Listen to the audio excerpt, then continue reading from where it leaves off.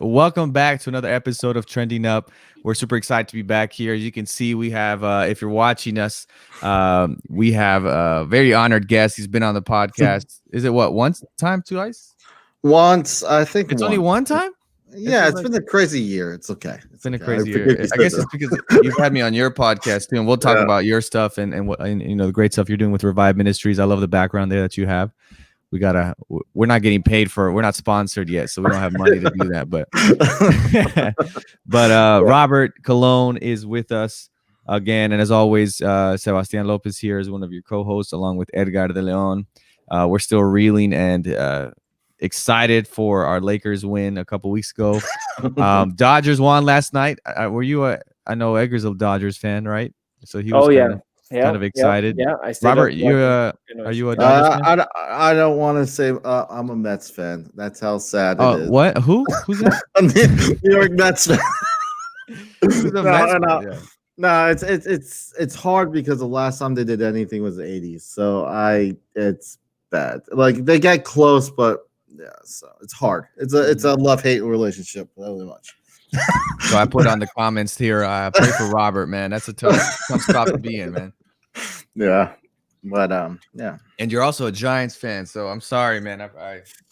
It's hard, man. NFC East right now, I can't be one to talk because the NFC East is just NFC least, I think it's horrible. Like anyone who wins that division it doesn't feel like a win. It does not. It's like why? Yeah, you should just give that spot away to someone else. But man, Robert, so again, thank you for coming on. I know you're super busy. We'll plug in your podcast a little later. If you don't know, Robert's just busy doing 100 things at 100 times the speed. But thank you for coming on, Robert. But last time we had you and we talked about mental health, and I will say publicly that's probably one of the third highest or fourth highest episode we've had.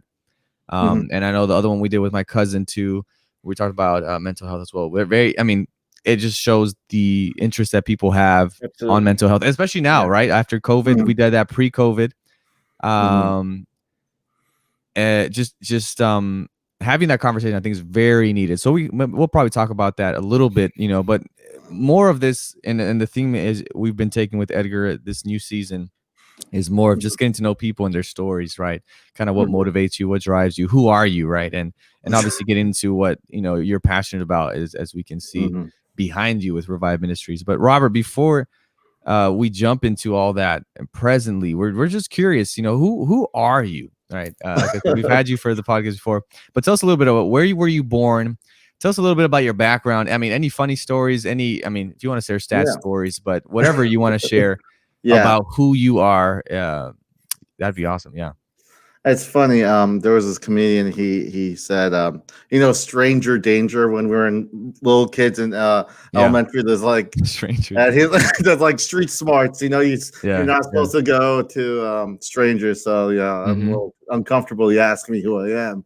But I don't have any candy or ice cream, man. So you don't have to worry about it. I'm just joking. No, my name is Robert Colon. I was born in New Jersey, Hackettstown, New Jersey, of all places. Where's that? Hackettstown. Hackettstown. It's on the northwest. It's actually kind of pretty over there. Like right now, I can imagine. I'm not trying. Like, let's be honest. Like a city can be a little bit. It can be convenient, but sometimes it's not the most. It's an eyesore sometimes. But where I was is right near the Appalachians. It was like 30 minutes. You could go on the trail. Like I was really close to the Pennsylvania border on the north side. So. On 80 side, so it was really nice. I remember as a child, I'm half Puerto Rican, half South Korean, so that's kind of an interesting. Wow. You're the typical. I haven't seen a Puerto Rican Korean, but I've seen a Puerto Rican, a Mexican Korean, trucks, right? Food trucks where it's like a fusion. So that's you, man. That's awesome.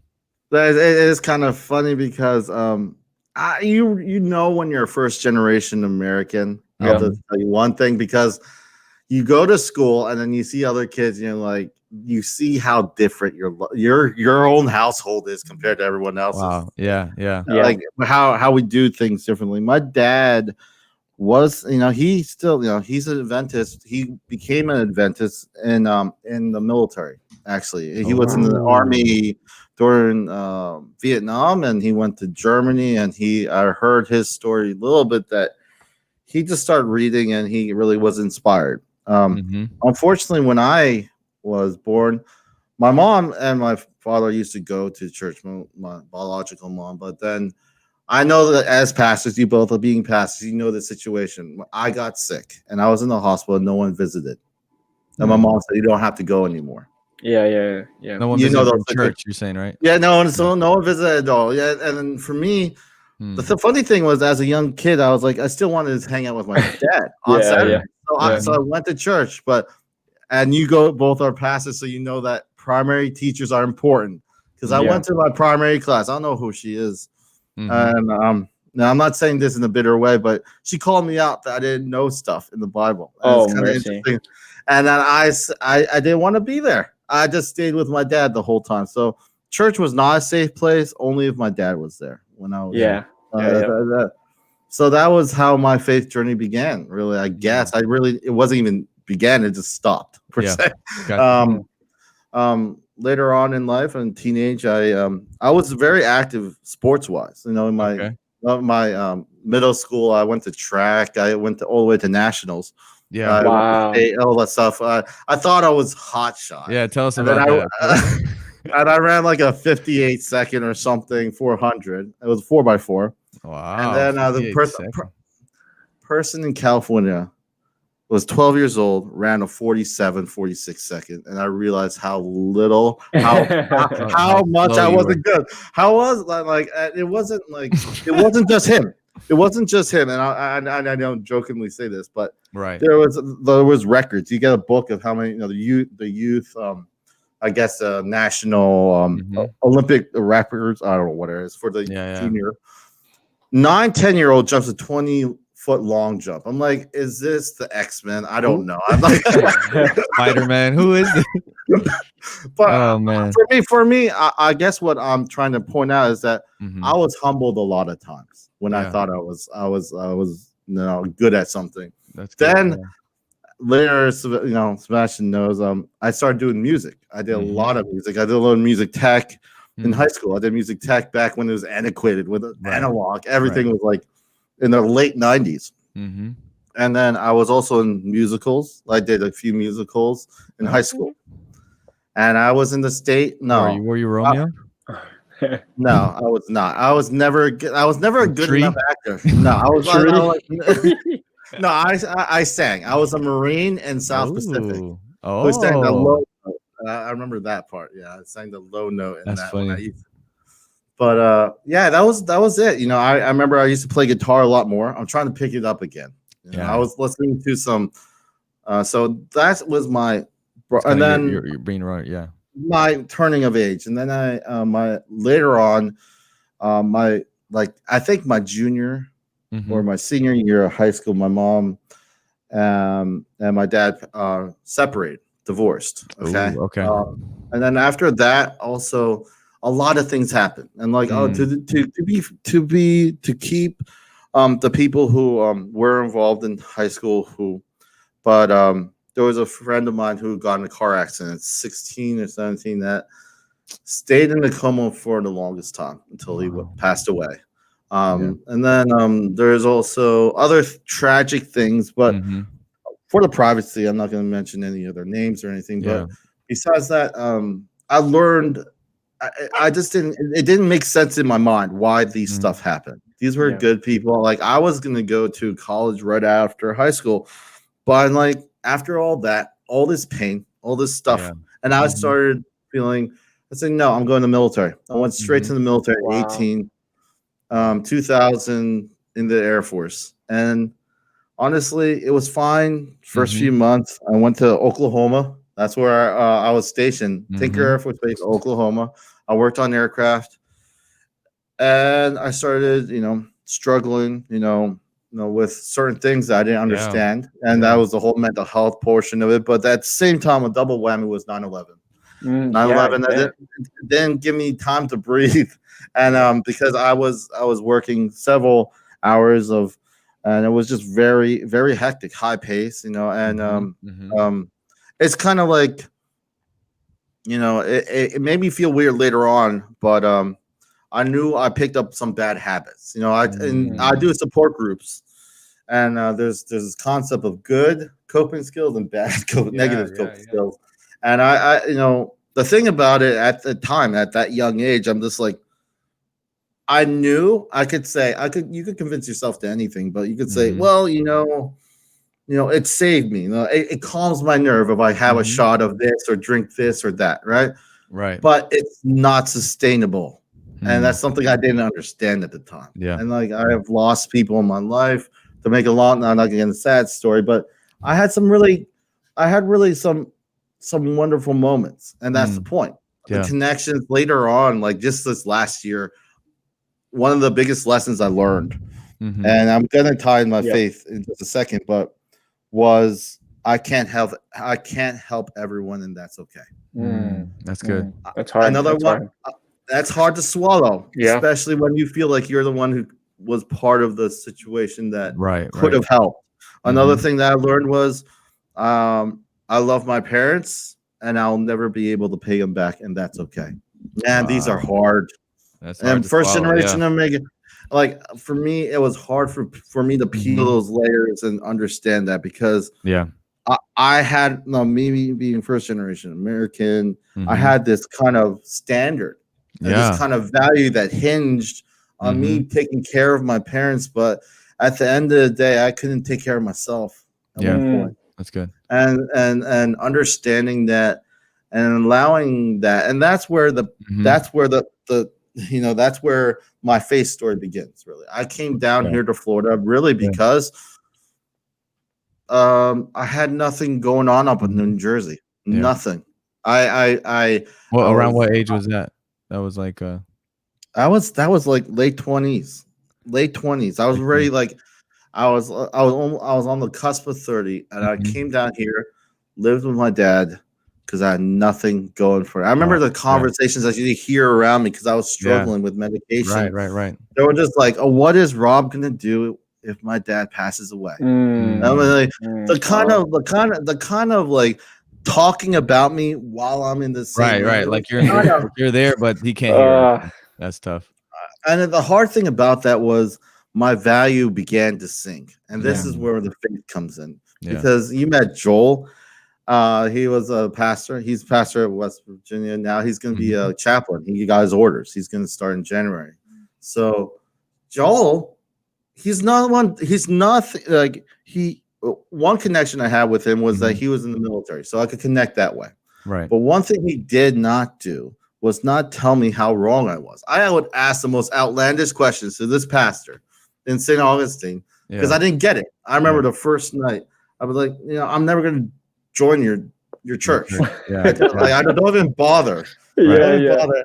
And that was in September, and I got baptized in January. Look at that. Got him. Man, that's funny. And the thing was, it wasn't like it made me also like later down the line. I was the first elder in the church previous to where I am at now. I remember there's a kid that I still do Bible studies with, right? And this is what really made me grow. And it's kind of funny. I could not go to that. I could not go to that his baptism because there's such volatility in the situation at the previous church. You know how much people ostracized me because I didn't go. How many people pointed the finger that I should be there, that I'm failing him because I'm not there. But they don't realize that it was about him. It's not about me. And to this day, I still do Bible study with him and his brother and sister every Sunday when I have a chance. Oh, wow. So like there's actually a family in Sebastian's town that I've been doing Bible studies for 3-4 years. Wow. And they have not stepped into the church. And that's okay. That's okay. Because I still connect with them. The thing is, they were hurt so bad in the previous church that I never wanted them to come. I never wanted them to come because I felt like I was gaining more ground. Going through revelation with them and going through all this stuff and just growing as friends. And what's connecting. Cool, what's cool is that you know what that's like, right? Being like the outsider looking in, as you were mentioning. I wanted to go back before we continue on this faith journey. Two questions for you. The first one is, what was it like? You kind of brought up, right, being a first generation person here. Any what was that experience, right? Especially not just first generation, but your parents are Puerto Rican and Korean. Like that's there's similarities, but context and cultures are different. Anything like in a couple of sentences that you can share, like, hey, this was how was that? Were expectations high from you? They were, they are. I just remember this funny story. I told Sebastian how I got singing. It was my grandfather who's passed, but we always have a karaoke machine. I think it's required for Korean people to have their own karaoke culture, right? Korean culture. And it's not like it's a legit one. It's at least $700 or more. That's like a legit, like nice.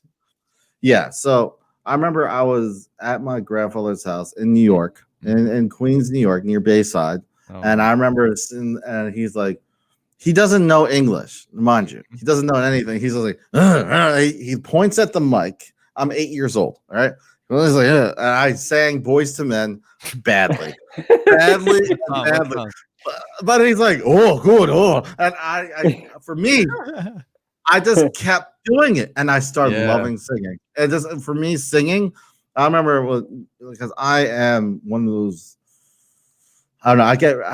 I gotta calm myself from not going to church too early, going to places too early. I go to things way too early. Hey, you show up earlier to our church than the pastor does, man. I mean, it's ridiculous. So Joanne, will get ready. My wife, we got married in September, and I would literally sing in the morning. Sebastian, I will sing like Hillsong. I'll sing all this stuff by myself on the TV, because I have my PlayStation hooked up to everything. So that's what I do. So that's a fun memory. The other thing is, it's just with Korean culture, it's a lot about age. Okay, it's a lot about age matters more than most of anything. I'm not saying this in a spiteful way, but I would say, I know I don't drink anymore in that context, but even drinking, if I was drinking, and if someone was older than me, I would have to turn away because that would be disrespectful if I drank and looked at them in the eye. Wow, that's how it was. So you're talking about age in the matter in the sense of respect, because we kind of have that in the Latino culture, right? Where you respect your elders, and the older. You have the matriarch, the grandma that really runs the house, or the father and stuff.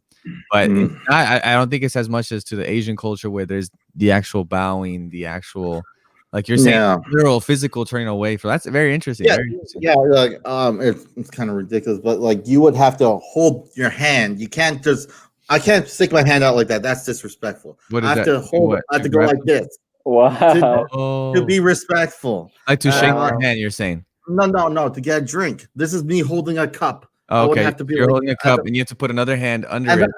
Like a waiter type of thing. Right. Well, it's a lot of body language, right? You're right. The body language. Fascinating. And that, but the thing is, there's also a double-edged sword, as you may know, because when there is family disputes, I've seen families not talk for 10, 15, 20 years. Wow. And still don't. Yeah. Wow. So out of honor, in the sense of you dishonored me, and so this is the shame kind of approach. Yeah. It's a little. There's some pride and some proud. Okay. It's one of those. So it is. It can be.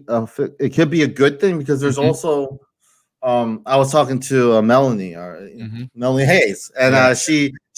There's very similarities in a lot of Asian culture. A lot of Asian cultures. My mom would bust my butt if someone came into the house door, and not stand up like it was the sound of music, like it's sound of the music. Like we had to be ready. I could not sit, play on my. You have to stop what you're doing, get up, and greet them. Right. Yeah, exactly. So it was a sign of respect, and it would put shame to the family. Family was very, and for me, I think it was really. It's understandable, because you have to look at the history, because a lot of things start from somewhere. And when you look at Korean history, it was very family tight knit, because Japan a lot of times went in and took over, and and there was a lot of pain Korea has some of the saddest songs because of the Korean War. Really, a lot of families were split, never see each other. Don't know who they were. So there's a lot of pain, and with that, there's a lot of. So for me, yeah, and on the Puerto Rican side, close. It's just my dad is. I don't know. I used to joke, and he's gonna hate me that I say this, but if I ever won a reward, Sebastian, there's gonna be 2 questions he asks: Is there a bathroom or there's parking? That's it. That's my dad in a nutshell. Like, is there a bathroom?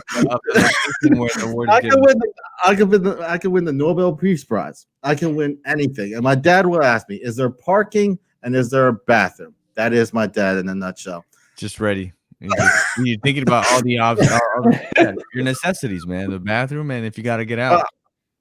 But at the same time, all joking aside, he's one of the most loving, caring fathers I could ever ask for. Wow, he is one that I could do anything, and I'm not saying. And he would always. I don't know if you saw the movie Blow. It's not the greatest movie, but Ray Liotta, the father.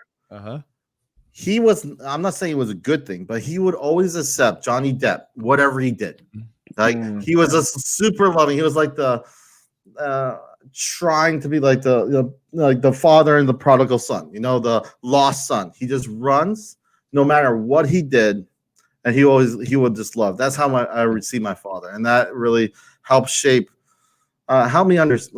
Like my father kind of helped me kind of bridge that idea, and that's why. With my father, I have a unique relationship with him.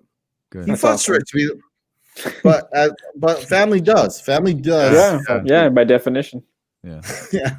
My second question was: at what point did you kind of become aware of your, aware of your mental health journey? You kind of mentioned at high school, right? You had your friend, and you lost friends. Different times you had your friend in the coma.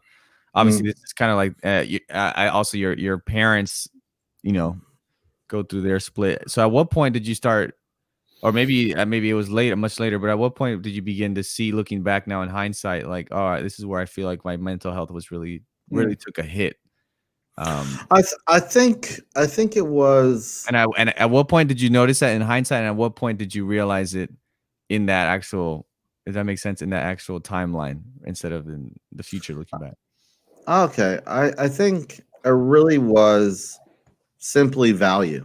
Like I was struggling. Yeah, of course, I was struggling, and I but value was so huge because I say this even when it comes to us being healthy and being fit, going out. I always say that I tell people if the people unfortunately they are really hurt. Some are really damaged and they're trying to heal. And if they don't find value in themselves, why would they care about eating healthy? Why would they care about exercising? Why would they care about the next day? Sometimes I feel like they build some very bad habits. I was one of those people, the ones that kind of are very needy because they don't have anything. Everything's unbalanced. You're shifting what's important to you because you have nothing centered. Nothing static because your life is constantly changing. That's the one constant is change. But with my faith, with our faith, I feel like with God, he's always the same. He's always like kind of the standard. And for me, when I was able to build that in a healthy foundation in a safe place, which I was lucky to have at moments in my time in Florida, and even now, especially, it has built this kind of this understanding, like the idea of like people used to say, Jesus came down to serve, not to be served. They're just looking on the surface. For me, what that means is Jesus came to share. He could not share if he was being served the whole time. And people are way too selfish to see past that. Like for me, I'm sharing not because my story is the most important, because everyone's story is. That's the point. Because all of us play a part. The most healing thing, because I remember last year coming to the church, I barely knew Sebastian. I was on your podcast once, and I remember I was in church and I said, this is way too painful. I was about to walk out. Yeah. And Sebastian saw me and he simply noticed. He was just aware at the right time, and he prayed with me. And I went back in. And some people may listen to this. What's the big deal about church? Understand that it's my story. It's important to me. It's good. And that's my recovery story. A lot of people are for me, I remember the time when I had that distressing thing in the previous church. I would talk to some family members or friends. They didn't understand why I was putting so much weight in church. Why even bother? They're not even paying you. I'm like, you don't understand. I'm like, you don't understand the benefits that these people actually listen to me. And not only the people, it's not even the people. They don't understand why I do what I do. Right. I ask people in church, why do you go to church? They hate that question, a lot of people, because they don't. Sometimes they hate that question because it talks about the foundation they are building on. And what I learned is it's not so much about knowing stuff. It's about really just listening and growing and knowing that people are going to have different perceptions, different ideas because they're hurt. Sebastian said, and Bob Hayes said, hurt people. That's what it comes down to. Yeah, and sometimes even when it comes to whether it's political or whatever, some sort of idea, the thing that I don't like to see is that people get angry. I'm sure you're justified by this hurt, but then they want to get angry and they do the hurt to the other person, and it doesn't solve anything.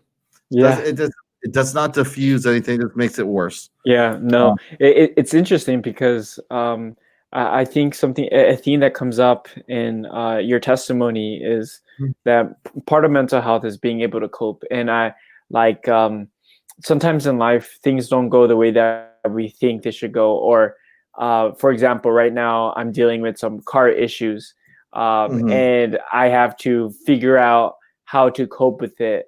And we find that as Christians, we're not exempted from suffering. We're not exempted from difficult times.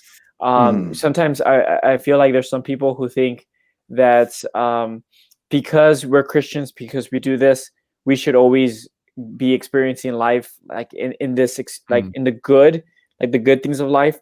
But life isn't always like that. And I think it's really important to work on coping skills, journeying with God to understand because again, we're not exempted from being put under stress. Yeah.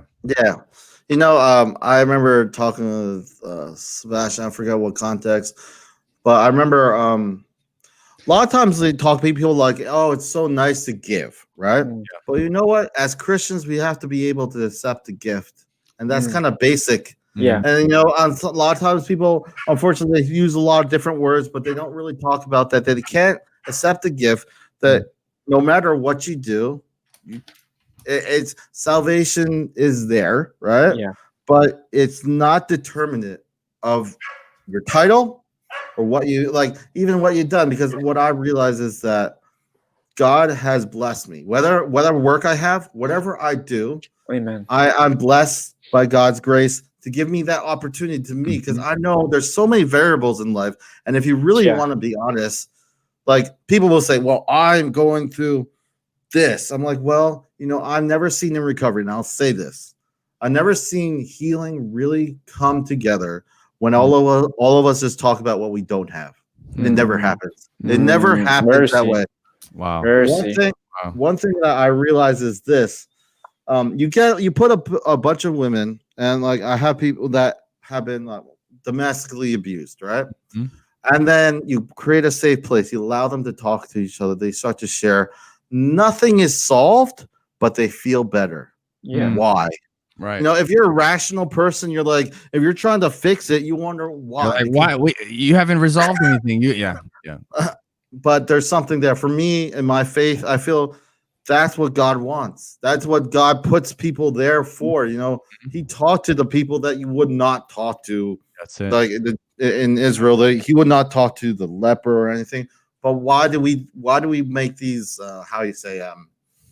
indulgences within ourselves? We do it and we think we're doing favors, but instead we're being the most impersonal people out there for the people who we're trying to share it to. Yeah. When I think of my faith journey, I think of it in the marketing side, because that's what one of my fields when I was in school. And you're trying to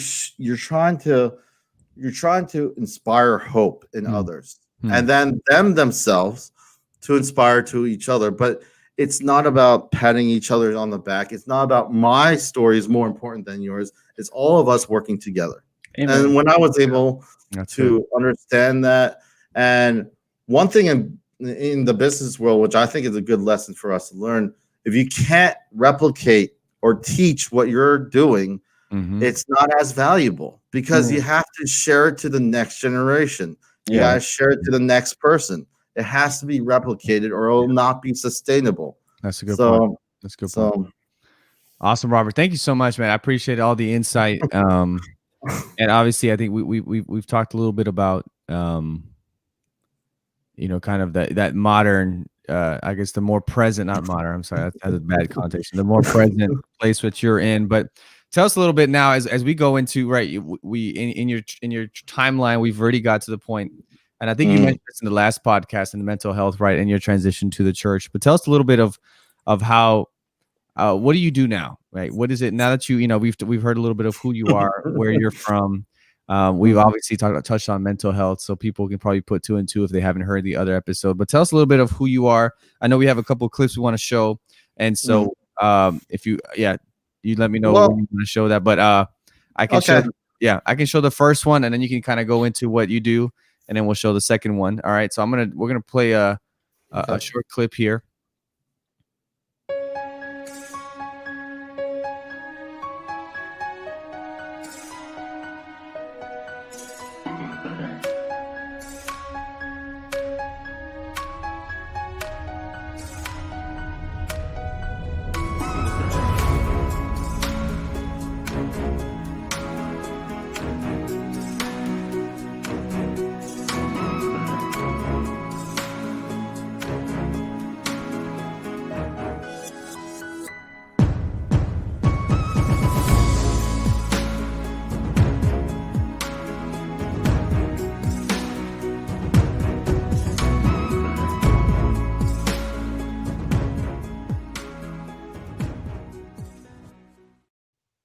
Awesome. There you go, man. Hey, great work, bro. That's awesome. Yeah, it's awesome.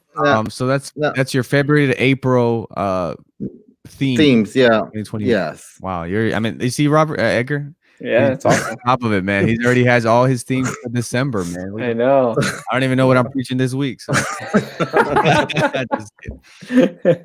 Robert, well, for me, you do. Well, first, obviously, I'm a NAMI executive board member I'm a secretary for St. John's, Volusia, and Flagler. I'm also the producer, which is now kind of funny because they made that title because of the whole virtual thing. So I'm in charge of all the virtual aspects with my chapter in the NAMI in the 3 counties. What else did I do? I do. Well, tell us a little bit. Yeah. Oh, yeah. You do teach. Yeah.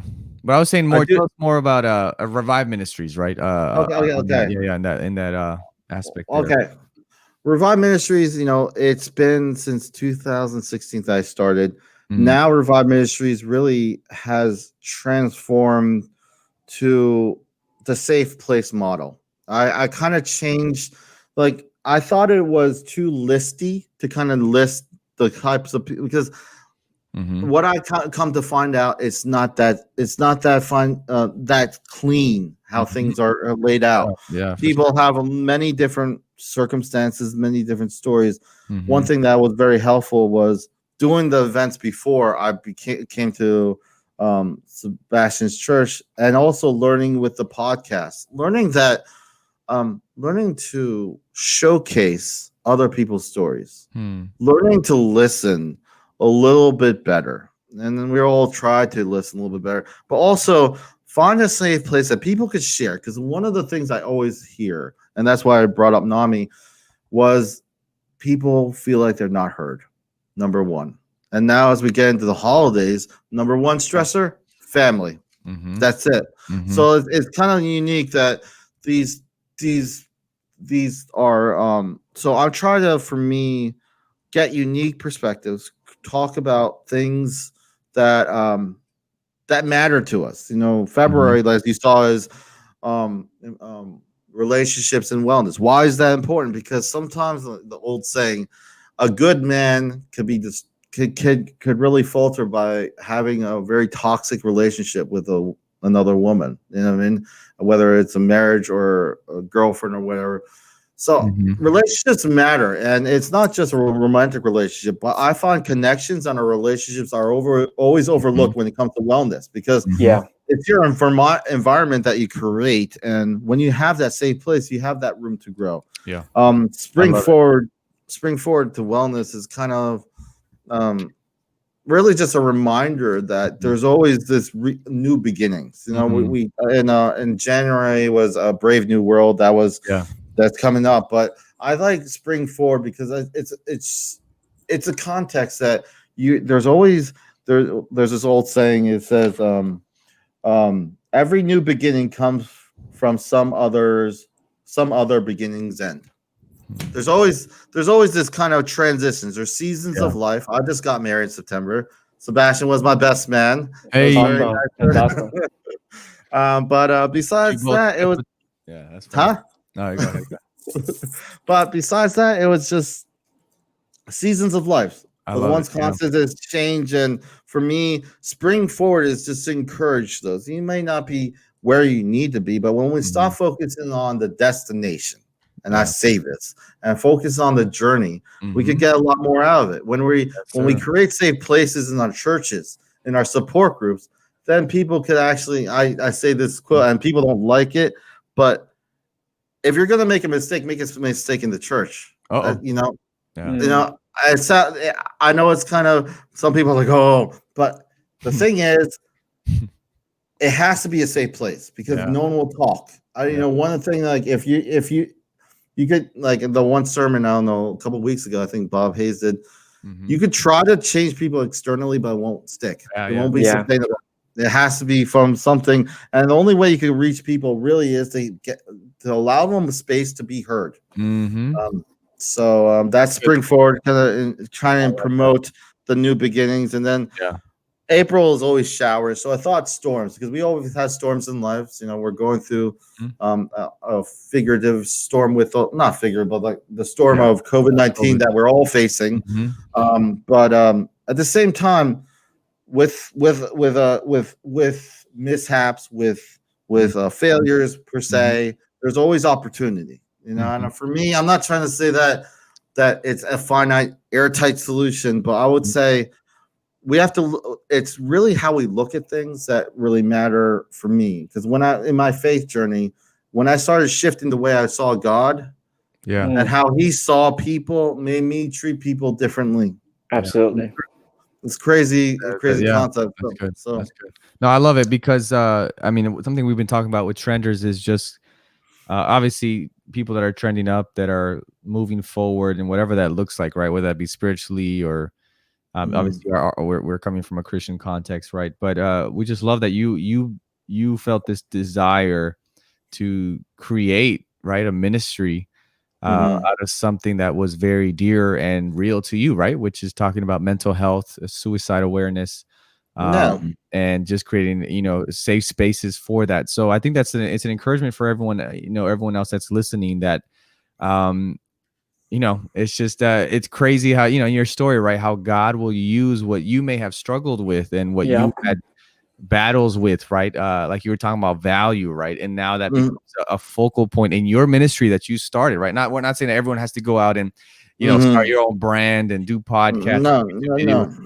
But it's beautiful that really God, in those moments where we go through hard times, God then uses those later to bless other people, right? So we commend you, Robert, for your work at Revive Ministries. And people that, like you've mentioned before, right, that there's people that obviously Edgar and I can reach, but you have a lot of you have a audience and a people group because of your experience through empathy and through, hey, I know what that feels like. You can reach such a group of people, and so we can commend you for that. We're obviously going to link the Robert's Revive Ministries informational stuff, his Facebook page, YouTube podcast. We're going to put that in the show notes, but But thank you, Robert, for coming on. I appreciate you, man. It's always a blessing and always fun talking with you and joking around. And it's a blessing to have you, obviously, in our church, but obviously as a voice in our podcast. And again, check out the podcast, Revive Ministries. You have how many? 76 episodes you told me already? Yeah, 77 counting. 77 episodes. And he started a year ago, right? Yeah, a year ago. It's just a year ago, man. And so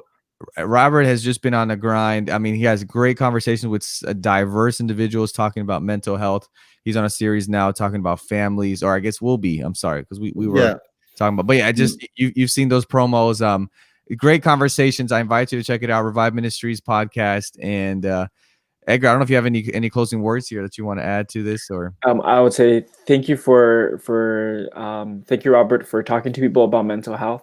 Yeah, I think it's something that we all encounter, and it's a need to address that. It's not just about doing the right things, but it's the foundation where it's our minds and so forth. So thank you for your ministry, and we pray that we can be a blessing to others.